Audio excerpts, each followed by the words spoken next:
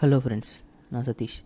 இந்த வீடியோவில் nested take relationships பற்றி பார்க்க போகிறோம். நெஸ்டட் டேக்ஸ்னால் என்னது? நான் ஒரு பேசிக் HTML டேக்ஸ் ஓப்பன் பண்ணிக்கிறேன். இதை சேவ் பண்ணிக்கிறேன். என்ன பேரில் சேவ் பண்ணலாம்? nested.html அப்படின்னு சேவ் பண்ணிட்டேன். இப்போது நெஸ்டட் டேக்னால் என்னென்னா, ஒரு டேகுக்குள்ளே இன்னொரு டேக் இருக்கிறது. இப்போ நமக்கு ஆல்ரெடி பார்த்தீங்கனாலே ஒரு டேக் ஹெட் டேக்குள்ளே டைட்டில் டேக் இருக்குது. HTML டேக்குள்ளே தான் எல்லா டேக்குமே இருக்குது. இந்த நேச்சருக்கு பேர் தான் நெஸ்டட் டேக். அதாவது நம்ம ஒரு ஃபுல் HTML டாக்குமெண்ட் க்ரியேட் பண்ணும்போது இந்த மாதிரி நிறையா நெஸ்டட் டேக்ஸ் யூஸ் பண்ணிகிட்டே போவோம். இப்போ பாருங்கள், ஒரு எக்ஸாம்பிளுக்கு நான் ஒரு டிவ் ஒன்று போடுறேன். டிவ்வை அதுக்குள்ளே ஒரு UL,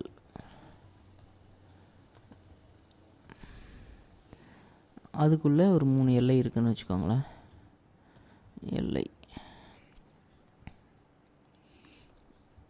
காப்பி பண்ணி பேஸ்ட் பண்ணிடுறேன். ஒரு 4 எல்லை பேஸ்ட் பண்ணிடுறேன்.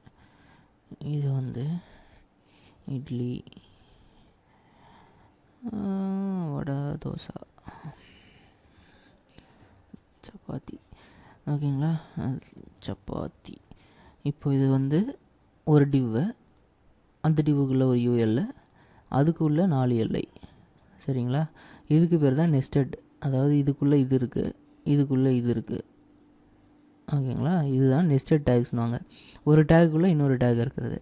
இந்த நெஸ்டட் டேக்ஸ் எப்படி இருக்கணும் அப்படின்னா, இப்போது paragraph, this is a paragraph, இப்படி ஒரு நெஸ்டட் டேக் இருக்குன்னு வச்சுக்கோங்களேன். எல்லா டேக்குமே இந்த டேக் ஓப்பன் ஆகிருக்குன்னா அதுக்குள்ளே தான் இன்னொரு டேக் ஓப்பன் ஆகி க்ளோஸ் ஆகணும். இப்போது இதுக்குள்ளே இந்த ஈஸை மட்டும் போல்டு பண்ணணும்னு வச்சுக்கோங்களேன். போல்டு பண்ணுறதுக்கு என்னது? ஸ்ட்ராங். ஓகேங்களா? ஸ்ட்ராங் அப்படின்னா, அதாவது இந்த பேராகிராஃப்குள்ளே இங்கே தான் ஸ்ட்ராங் டேக் வரணும். இப்போது இந்த ஸ்ட்ராங் டேக் வந்து இப்படி இருக்கக்கூடாது. புரியுதுங்களா? அதாவது நான் ஈஸியாக பேராகிராஃப் வரைக்கும் ஸ்ட்ராங் பண்ணணுன்னா கூட பேராகிராஃப்க்கு உள்ளே ஸ்ட்ராங் டேக் வரணும். அப்போ தான் அந்த நெஸ்டிங் கரெக்டாக இருக்கும். அதாவது இங்கேருந்து கணக்கு வச்சுக்கோங்க. இந்த இடத்துல ஸ்ட்ராங் டேக் இந்த பக்கம் ஓப்பன் ஆகுதா, வெளியில் இங்கேயும் ஸ்ட்ராங் டேக் முடிஞ்சிடணும். அதுக்கப்புறம் வெளியில் போனீங்கன்னா இங்கே பேராகிராஃப் இருக்கா, இங்கே பேராகிராஃப் முடிஞ்சிடணும். அதாவது இங்கே இருக்குங்களா, சப்பாத்தி இருக்குங்களா, வெளியில் எல்லையும் முடிஞ்சிடணும்.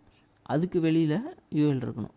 இந்த மாதிரி ஒரு டேக்குள்ளே இன்னொரு டேக் நெஸ்ட் ஆகிட்டு இருக்கு இல்லைங்களா, அதுக்கு பேர் தான் வந்து நெஸ்டட் டேக்ஸ்னுவாங்க. இந்த மாதிரி டேக் ஜம்பிள் ஆகக்கூடாது. அதாவது UL வந்து இங்கே இருக்கக்கூடாது, நடுவில் இருக்கக்கூடாது. ஒரு டேக் இருக்கணும், அதுக்குள்ளே என்னென்ன டேக்ஸ் இருக்கணுமோ அந்த டேக்ஸ் இருக்கணும். அந்த டேக்குள்ளே ஓப்பனிங் டேக், க்ளோஸ் டேக்குள்ளே என்ன டேக் ஓப்பன் ஆகி க்ளோஸ் ஆகணுமோ அதுக்குள்ளேயே ஓப்பன் ஆகி க்ளோஸ் ஆகிடணும். புரியுதுங்களா? இந்த பேராகிராஃப்குள்ளேயே இந்த ஸ்ட்ராங் ஓப்பன் ஆகி க்ளோஸ் ஆகிடுச்சு இல்லைங்களா, அந்த மாதிரி இந்த ஸ்ட்ராங் வந்து இந்த பேராகிராஃப் வெளியில் அந்த மாதிரி மிக்ஸ் ஆகிருக்கக்கூடாது. ஒரு டேக் ஓப்பன் ஆகி க்ளோஸ் ஆகிருக்கணும், அந்த ஓப்பன் ஆகி க்ளோஸ் ஆகிருக்கிறதுக்குள்ளே இன்னொரு டேக் ஓப்பன் ஆகி க்ளோஸ் ஆகிருக்கணும், அதுக்குள்ளே இன்னொரு டேக் ஓப்பன் ஆகி க்ளோஸ் ஆகிருக்கணும். அந்த மாதிரி தான் இருக்கணும். அதுக்கு பேர் தான் நெஸ்டட் டேக்ஸ். ஓகேங்களா? நெஸ்டட் டேக்ஸ் இல்லாமல் இன்னொன்று இருக்குது, ரிலேஷன்ஷிப் அப்படின்னு சொல்லிட்டு. ரிலேஷன்ஷிப்னால் என்னது? யாருக்கு சொந்தம், அதே தான் ரிலேஷன்ஷிப். சரிங்களா? இப்போது நான் அதை காப்பி பண்ணி ஒரு 2 தடவை பேஸ்ட் பண்ணிக்கிறேன். என்னென்ன ரிலேஷன்ஷிப் இருக்குது அப்படின்னா, பேரண்ட், சில்ட்ரன். ஓகேங்களா? இது வந்து பேரண்ட் டிவ். அந்த டிவ்வுக்குள்ளே தான் UL இருக்குது இல்லைங்களா, UL வந்து அதோட சில்ட்ரன். இந்த UL வந்து பேரண்ட், அதுக்குள்ளே இந்த 4 எல்லை இருக்குங்களா, இந்த 4 எல்லையும் வந்து இந்த ULோட சில்ட்ரன். அதாவது இந்த டிவ்வுக்கு வந்து ஒரு பையன் வச்சுக்கோங்க, அந்த ULக்கு வந்து 4 பசங்க. சரிங்களா? அதாவது இப்போது இந்த பேரண்ட்டுக்கு இது சைல்டு, இந்த பேரண்ட்டுக்கு இது சைல்டு. ஓகேங்களா? இப்படி தான் வந்து டேக் ரிலேஷன்ஷிப் ஒர்க் ஆகுது. இது பேரண்ட் ரிலேஷன்ஷிப். ஓகேங்களா? இது வந்து இந்த சைல்டுக்கு இது பேரண்ட்டு, இந்த பேரண்ட்டுக்கு இது சைல்டு. இது வந்து பேரண்ட் சைல்டு ரிலேஷன்ஷிப். இந்த மாதிரி இன்னொரு ரிலேஷன்ஷிப் இருக்குது. அது என்னென்னா சிப்ளிங்ஸ். சிப்ளிங்ஸ்னால் என்னென்னா அண்ணன் தம்பி, அக்கா தங்கச்சி. இப்போது இந்த எல்லை இருக்குங்களா, இந்த எல்லையோட ஒரே ஹைரார்க்கியில் இருக்குது இல்லைங்களா, இது எல்லாமே இதோட சிப்ளிங்ஸ். அதாவது இது எல்லாமே ULோட பசங்க. சரிங்களா? அதனால் இது எல்லாமே அண்ணன் தம்பி, அக்கா தங்கச்சி, இந்த எல்லை எல்லாமே. ஸோ இதை வந்து சிப்ளிங்ஸ் அப்படின்னு சொல்லுவாங்க. சரிங்களா? இப்போது இந்த மொத்த டிவையும் இந்த மொத்த டிவ் இருக்கு இல்லைங்களா, இந்த எல்லா டிவுமே வந்து இந்த பாடி டேக்குள்ளே தான் இருக்குங்களா. அதாவது ஒரு பேரண்ட் சைல்டு ரிலேஷன்ஷிப்னா அதாவது டைரெக்டாக இதுக்கு இது சைல்டு இது மட்டும்தான் கவர் ஆகும். இது மாதிரி இன்னொரு ரிலேஷன்ஷிப் இருக்குது. அது என்னென்னா ஆன்செஸ்டர்ஸ் அப்புறம் டிசெண்டன்ஸ் அப்படின்னு சொல்லுவாங்க. ஆன்செஸ்டர்ஸ்னால் என்னென்னா மூதாதையர்கள். டிசெண்டன்ஸ் அப்படின்னா என்னென்னா அவங்க வழியில் வந்தவங்க. அதாவது இப்போது இந்த எல்லை வந்து பையனா, இது வந்து அவங்க அப்பாவா, இது அவங்க தாத்தாவா, இது அவங்க தாத்தாவோட தாத்தாவா.